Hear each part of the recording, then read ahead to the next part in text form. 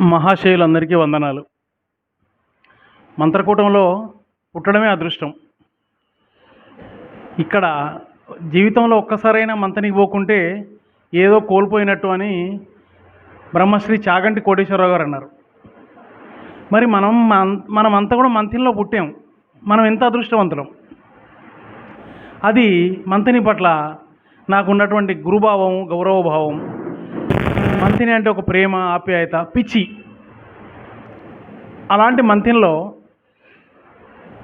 నువ్వెవరు అని ఎవరన్నా అడిగితే నా అడ్రస్ ఒక్కటే, రామయ్య సార్ కొడుకుని. నేను రావికంటి శ్రీనివాస్ అనో ఈనాడులో పనిచేస్తానో కాదు. నువ్వెవరు? రామయ్య సార్ కొడుకుని, చాలు. ఇంకేం అక్కర్లేదు. వాడకట్టు పేరు చెప్పక్కర్లేదు, ఇంటి నెంబర్ చెప్పక్కర్లేదు, ఏమీ చెప్పక్కర్లేదు. రామయ్య సార్ కొడుకు అంటే చాలు. అది నాకు ఆయన ప్రసాదించినటువంటి గుర్తింపు. ఆయన గొప్పతనం ఆయన ఉన్నప్పుడు తెలుసు, కానీ ఆయన పోయిన తర్వాత అది ఇంకా ఎక్కువ తెలుస్తోంది. తండ్రి పాత్రలో ఆయన ఎంత గొప్పగా జీవించాడు, మాకెంత స్వేచ్ఛ ఇచ్చాడు అన్నది మేము మా పిల్లల విషయంలో చూపించినప్పుడు తెలుస్తుంది మాకు.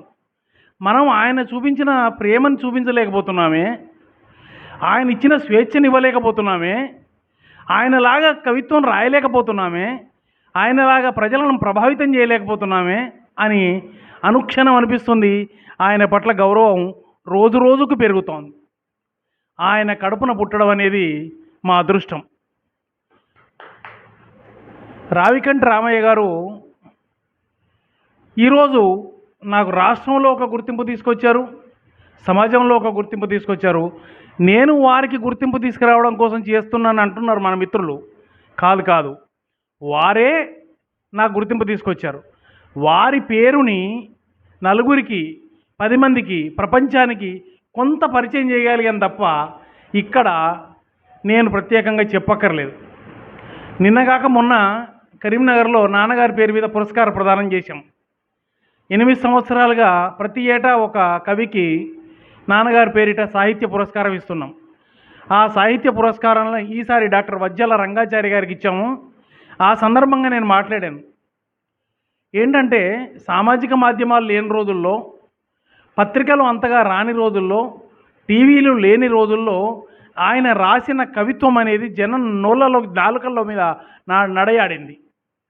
ఇప్పటికీ నేను కనిపిస్తే, నేను అదే చెప్పాను, మంతిని బస్టాండ్లో దిగి ఇంటికి పోయే లోపు కనీసం 2-3 అయినా కళ్ళగాదు రావి కంటి మాట అని పలకరిస్తారు నన్ను.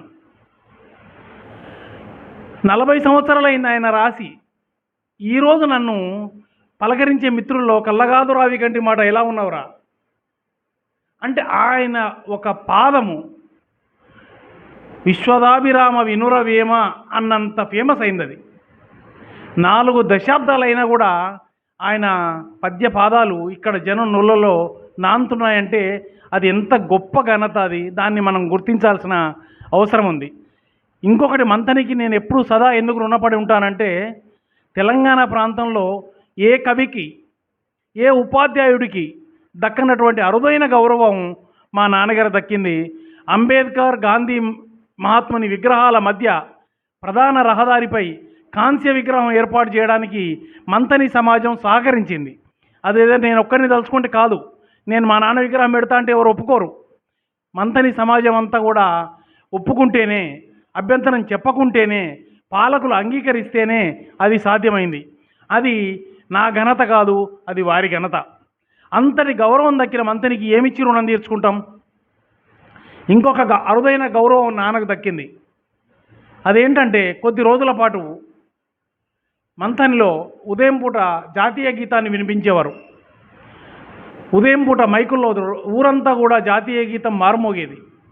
ఆ సమయంలో జాతీయ గీతం పూర్తయిన వెంటనే నాన్నగారు రాసినటువంటి పద్యాల రికార్డు వినిపించేవారు. బహుశా దేశంలో ఏ కవికి కూడా ఇంతటి గౌరవం దక్కలేదు. ప్రతిరోజు నాన్నగారి పద్యాలు మంతిని వీధుల్లో మారుమోగాయి.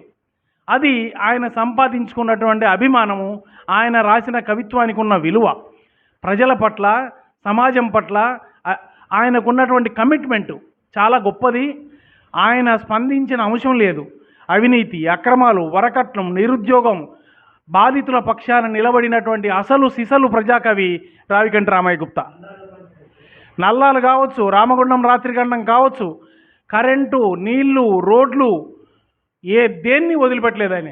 పాలకులు వేదిక మీద ఉన్నా సరే పాలకులను ప్రశ్నించే గొంతుక రావికంటి రామయ్య గుప్తా. ఆయన ఇంత గట్టిగా ప్రశ్నించిన రావికంటి రామయ్య గారు కాకపోతే ఇంకెవరు అడుగుతారు అని చెప్పి పాలకులు అనుకున్నారు తప్ప ఆయనని ఒక వ్యతిరేకిగా ఎవ్వరూ చూడలేదు. అది శ్రీపాదరావు కావచ్చు, సి నారాయణ రెడ్డి కావచ్చు, ఇంకా ఎవరైనా కావచ్చు. కానీ వారి పట్ల అదే అభిమానం చూపించేవారు. అది ఆయన ఒక కాళోజీ లాంటి వాడు. కాళోజీ ఏ విధంగా అయితే ప్రజల గొడవని వినిపించాడో రావికంటి రామయ్య గారు మంతని ప్రాంతంలో ప్రజల వాణిని అత్యంత బలంగా వినిపించాడు. తర్వాత మరి మంతిని అంటే ఆయనకు కూడా చచ్చేంత ప్రేమ.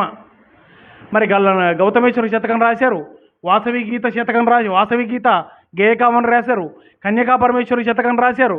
వారు ఉపాధ్యాయ సంఘానికి, ఆర్యవైశ్య సంఘానికి ఆస్థాన కవిగా గుర్తింపు పొందారు. ఈరోజు వారి విగ్రహం ఏర్పాటయ్యింది అంటే ఈ అన్ని రంగాలు ఆయన దగ్గర ఇప్పటికీ నేను ఎక్కడికైనా వెళ్ళినట్టయితే నువ్వెవరు అని చెప్పి అడిగినప్పుడు ఇట్లా పలానా రామయ్య సార్ కొడుకుని అంటే, మీ నాన్న మాకు పాటలు చెప్పాడయ్యా, మీ నాన్న మాకు గురువు, మీ నాన్న దగ్గర మేము ఆలు నేర్చుకున్నాం అని చెప్పేవాళ్ళు చాలామంది కనిపిస్తారు. అంటే వరంగల్కి వెళ్ళినా, కరీంనగర్కి వెళ్ళినా, హైదరాబాద్కి వెళ్ళినా ఈ మధ్య చాలామంది ఒక పెద్ద మన మంత్రికి సంబంధించిన కార్యక్రమాలకు వెళ్ళినప్పుడు నాకెవరో తెలియదు, నాగన్న గారి వయసులో ఉన్న వాళ్ళు ఉంటారు, మారుతి గారి వయసులో ఉన్న వాళ్ళు, అంతకంటే పెద్దవాళ్ళు ఉంటారు. రామయ్య సార్ కొడుకు అనగానే ఆయన మీద ఉన్నంత గౌరవం నా మీద చూపిస్తారు. అంతకంటే పుణ్యం ఏముంటుందండి? అంతకంటే గౌరవం ఏముంటుంది? అరే నువ్వు రామయ్య సార్ కొడుకువా, అరే మీ నాన్న మాకు సారు, మా గురువు అని ఇప్పటికీ గుర్తు చేసేవాళ్ళు చాలామంది ఉన్నారు. మా పిల్లలు ఆశ్చర్యపోతారు, ఏం డాడీ 40-50 ఏళ్ళ క్రితం తాత మాట్లాడితే, తాత పాఠాలు చెప్తే ఇప్పుడు గుర్తుపెట్టుకోవడం ఏంది? మేము చదువులు పూర్తి చేసి 3-4 ఏళ్ళు అయింది, 5-6 ఏళ్ళు అయింది, మా సార్లు ఎవరో మాకు గుర్తులేదే, మీకెవరు తెలుగు చెప్పారంటే సడన్గా మేము చెప్పలేమే, అట్లాంటిది 40 ఏళ్ళ క్రితం చెప్పిన సార్ను ఎలా గుర్తుపెట్టుకున్నారు డాడీ వీళ్ళు అని. మరి అది ఆయన సాధించిన గొప్పతనం.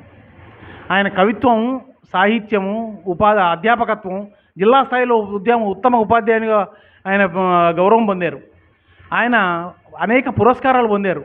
ఆయనకు నిజానికి ఆయన బతికున్నప్పుడు రావాల్సినంత పేరు రాలేదు. ఆ రాకపోవడానికి కారణం ఏంటంటే ఆయన మంతిని దాటి బయటికి పోకపోవడం, ఇతరత్ర మాధ్యమాల్లో పెద్దగా ప్రచారం లేకపోవడం, ఆయనకు ప్రచార కండూతి లేకపోవడం. ఆయన ఎంత అంటే కవిత్వాన్ని రాసేవాడే తప్ప అది ఎక్కడో పబ్లిష్ కావాలి, ఎక్కడికో పోవాలి అనే స్వార్థం లేదు ఆయనకి. ఆ సమయంలో మేము ఎక్కడెక్కడో ఉండడం వల్ల దీన్ని పూర్తి స్థాయిలో మనం కూడా తీసుకెళ్ళలేకపోయినాం. సో అది ఆ లోటుని మరి ఇప్పుడు కొంత తీర్చుకోగలుగుతున్నాం. అందుకు కొంత మాకు సంతోషంగా ఉంది, గర్వంగా కూడా ఉంది. అమెరికాలో ఉన్న తమ్ముడు కానీ, మా చెల్లి కానీ, మా అక్క కానీ అందరూ సహకరిస్తున్నారు. మరి మా కుటుంబం కూడా ఇప్పుడు మీకు ఒక్క విషయం చెప్తాను. మా పెద్దమ్మాయి పెళ్ళికి ఎదిగినప్పుడు వివాహ సంబంధాలు చూడకుండా విగ్రహం అంటూ దాదాపు ఒక 6 నెలలు తిరిగాను. హైదరాబాద్ నుంచి మంత్రిని రావడం, మంత్రి నుంచి హైదరాబాద్ పోవడం, ఇక్కడ వాళ్ళ వీళ్ళని కలవడం, ఈ పని ఆ పని చూడడం. నా బంధువులంతా కూడా, నా ఇంట్లో కుటుంబ సభ్యులు కూడా, అరే నువ్వు అసలు పని వదిలేసి పెళ్లి సంబంధాలు చూడకుండా నీ విగ్రహం అంటూ తిరుగుతున్నావు ఏంది అనేటువంటి చాలామంది అడుగుతున్నప్పుడు కూడా నా భార్య నా పక్కన నిలబడి సపోర్ట్ చేసింది. అంటే అలాంటి కోడలు రావడం కూడా ఆయన చేసుకున్నటువంటి ఇది అనమాట. అంటే కుటుంబం కూడా అండగా నిలబడింది. మామూలు విషయం కాదండి. ఒక విగ్రహం ఏర్పాటు కావడం అనేది ఒక రోజులో అయ్యే పని కాదు. అది దాని వెనకాల చాలా కృషి ఉంది, చాలా తపన ఉంది. మంతని సమాజం యొక్క సపోర్ట్ ఉంది. మంతని ఆర్యవైశ్య సంఘం చాలా గొప్పగా సపోర్ట్ చేసింది. వారందరికీ కూడా నేను మనసావాచ ధన్యవాదాలు చెప్తాను. అట్లాగే చేయాల్సిన పనులు చాలా ఉన్నాయి. ఇంకా మాకు శక్తి సరిపోవట్లేదు. ఇంకా శక్తి అంటే దాని సమయము, దానికి సంబంధించి ఇతరత్ర పనులు. మారుతి గారు ఇందాక గుర్తు చేశారు డాక్యుమెంటరీ అనేది. డాక్యుమెంటరీకి సంబంధించిన పిక్చరైజేషన్ మొత్తం పూర్తయింది. కాకపోతే దురదృష్టవశాత్తు ఆ పిక్చరైజ్ చేసినటువంటి కెమెరామెన్ రోడ్డు ప్రమాదంలో చనిపోవడంతో ఆ డిస్క్ కొంచెం హార్డ్ డిస్క్ వేరే చోట ఎక్కడ ఉండిపోయింది. అది ఒక అవాంతరం నాకు.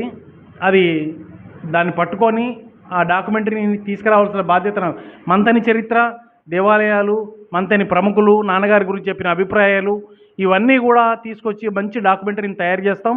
వచ్చే సంవత్సరం జయంతికి తప్పనిసరిగా ఆ డాక్యుమెంట్ రిలీజ్ చేస్తాం.